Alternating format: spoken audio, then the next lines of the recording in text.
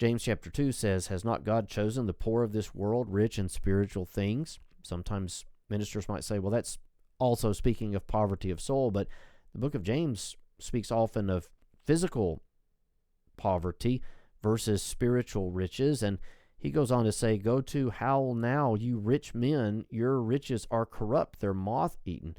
James doesn't speak of poverty of soul there exclusively, but he has reference to physical poverty. And he says that God often chooses the poor in this world to be wealthy in spiritual ways, and conversely, the wealthy in this world are often spiritually anemic and lukewarm, as we see with the church at Laodicea.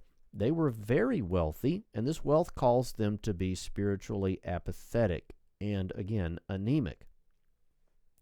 Now, why might this be so?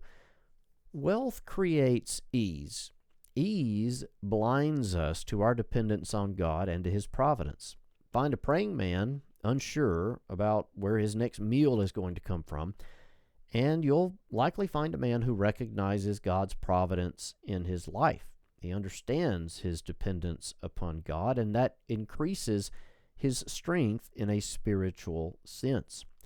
Wealth, on the other hand, causes us to be lifted up. It causes us to feel at ease. It causes us to feel secure, and we don't recognize that what we have, our next meal, the clothes that we're wearing, everything that we have in this life still comes from the hand of God.